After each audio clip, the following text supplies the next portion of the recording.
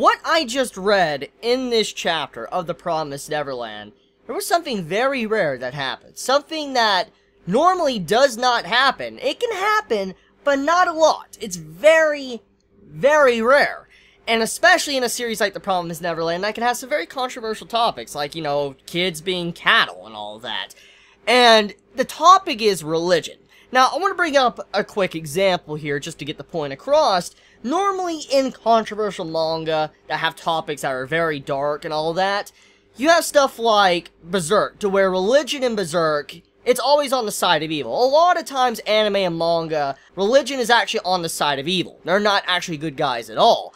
And in this case, religion in The Promised Neverland is actually on the good side, which, like I said, is very surprising, because it's very weird to see something like that, especially in a series like The Promised Neverland. But it makes sense when you think about how the world is and how what we've seen thus far from the society that these children are in. So, like I said, that was very rare, and I was just very shocked to see religion being brought up in this series, and why some of the demons will not eat humankind is because of their beliefs, just like, damn. So if there is one thing that this chapter does clarify, though, is that there is definitely other demons out there that have their own ideology. Other societies of demons, most likely, that don't agree with what these demons are doing when it comes to the actual farms and stuff. They're like, no, fuck you guys, we're not eating humans. So there's actually demons out there. This also proves that the entirety of the race of demons, whatever their official race is called, they are not one form of entity. They're not all working together. That means there's split factions amongst them. They have their own things they want to accomplish or get.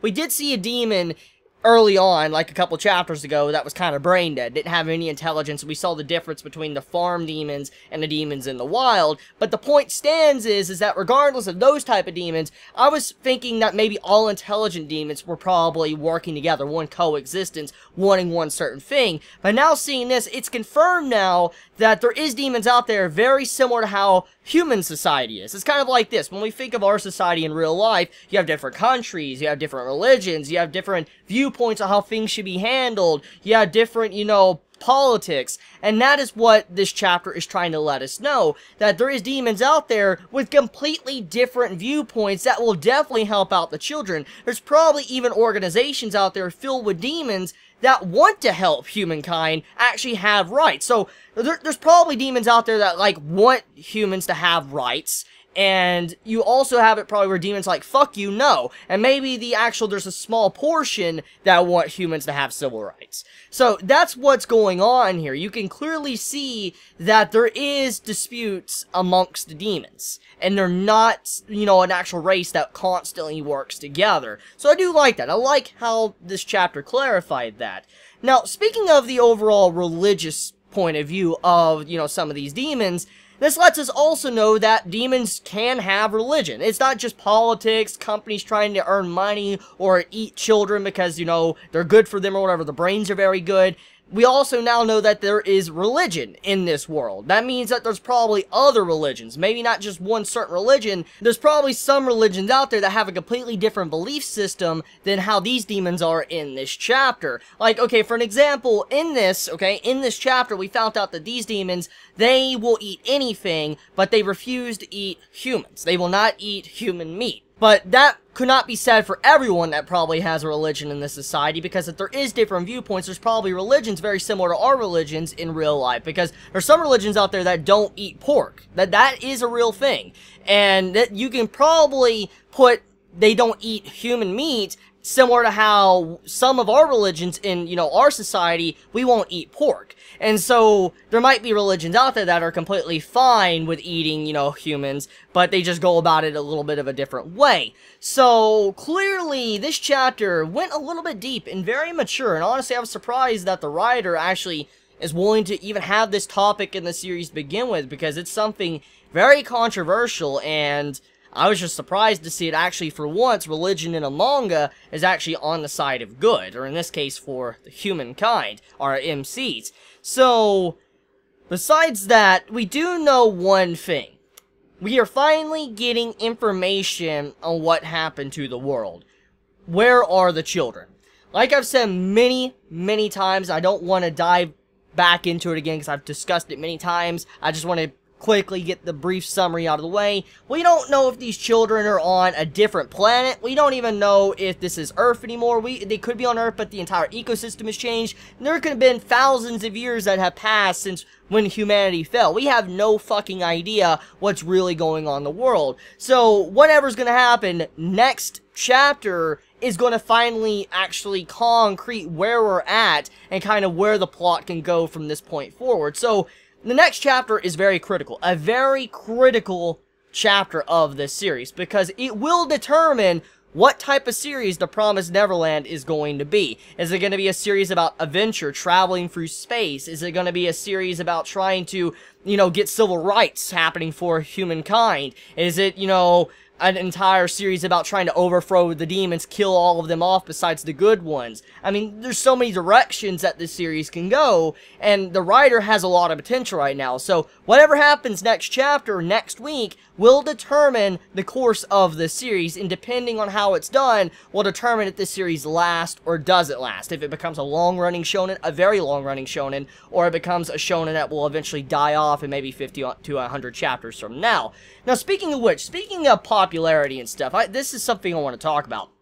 As I've said a long time ago in the past, I figured The Promised Neverland would not get that much support. I figured it would have gotten axed a long time ago, not because it was shit writing, because no, you can't say that about The Promised Neverland. Promised Neverland has some very good writing, very good art. Now, art can sometimes be a little bit fucked up because you have Emma's ear constantly popping up sometimes. But I mean, overall, the artwork looks usually good. The tension to the story and all that, it's very good chapters. And the beginning had some high quality stuff. And it wasn't that I was worried about. I was worried because of how different The Promised Neverland was, that it was going to get axed. It was so dark, I felt like Shonen Jump was going to dive in and make the writer tone down the dark tones and stuff because it's just too dark for the general audience of weekly Shonen Jump. So I figured the series would have been kind of censored more, it would have been toned down to where it wouldn't have been as gritty or dark, and it would have probably eventually gotten axed because of that. But that does not seem to be the case. In fact, the popularity has grown for this series. This is probably another Boku no Hero Academia situation. And actually, in some ways, I feel like it already has more popularity than Boku no Hero. Now, hear me out, okay? Don't get me wrong, I love my Boku no Hero. Oh, I fucking love that series. But what I'm getting at is this series has a lot of color pages. In fact, I think this series has more color pages than Boku no Hero Academia got. And FYI, if you don't know what color pages are, what they mean in Weekly Shonen Jump, it represents the popularity of this series and how well it's doing in the magazine. And with this series constantly getting color covers and all that, almost every single week, constantly, it shows that the readers are definitely loving this, but also it could mean that Shonen Jump is definitely backing this series. They're wanting to support this series. Now, FYI, a long time ago, Shonen Jump did try to support another series. They tried to support Toriko. Toriko was something they really tried to force out there and have a lot of popularity to it and get everybody on board. I mean, it even had a crossover event with Toriko, Dragon Ball, and One Piece. Two big series with Toriko. That's how far Weekly Shonen Jump went to actually promote Toriko. They really wanted Toriko to get popular, but eventually Toriko fell off the face of the earth because of just how the anime was handled and all of that. And so you can clearly see, I don't know if we're going to have a similar situation like Toriko, but we're clearly seeing support by Weekly Shonen Jump. They are definitely backing the writer of this series. They're definitely having probably good feedback, too, by the fans of the magazine, because it's getting a lot of color pages. So it does seem like this series does have a chance of being a very long, ongoing shonen. Just next week will determine where the series goes and how many will either stick with it or drop this series. So with that being said, let me get back on topic to what this chapter is about. So the demons, the demon designs, okay, the two demons in this chapter. I really like Musica. Hopefully I'm pronouncing her name right. Musica, like the design, she has like a human structure where her jaw is. That's very interesting, and I wonder exactly what that means. I mean, we knew that demons have different shapes and sizes. We don't really know what determines that. Very similar to humans in a way. I mean, humans have kind of like a set thing. We have 2 arms, 2 legs, 10 fingers, 10 toes, and all that. We have certain things that we all have, but a lot of, humanity, we look very different. Individually, we're all different, and in the same way, you could say that about demons as well. What's to say demons might not be humans or something? Evolved, humans, or, like, mutated humans? Stuff like this can happen in these type of series, too. That could be a possibility, so maybe that would explain why the girl looks, very human-like, especially with the way her body structure is. But also, it clearly shows that these demons have been around for a long time, especially with the way the man talked about, humans. He's like, it's been a long time since I saw humans and all that. I mean, it's even rare to see them on, farms. So it shows that this has been going on for a long time, and this man has clearly lived a very long life. So, whatever's gonna happen next chapter is gonna be very interesting. But before I end this chapter review, though, I do want to acknowledge something that really, really made me happy. I like how the writer acknowledged the fact of what we were all thinking in the last chapter, that the children were dead and they were going to be offered up as a feast for, Ray and Emma. Like, they were going to walk into a dinner table and you're going to have a bunch of meat on the table and it was all the children. Many of the readers last week were thinking that's what was going to happen. But you have it to where at the beginning of the chapter, Emma thought of this, so that lets us know that the writer was well aware of that, what probably the readers were thinking, and did that anyway. So even though they didn't necessarily die or get eaten, it shows that the writer was aware of what the readers were thinking. And I do appreciate that. At the very least, the writer is factoring in what we all thought was going to happen, but it didn't happen, but it still was shown in the chapter. Just good stuff. That really makes me appreciate the writer more. So let me know your thoughts in the comments below. I love you all so much. You have a wonderful day or night wherever you live. Please be safe. Chibi out.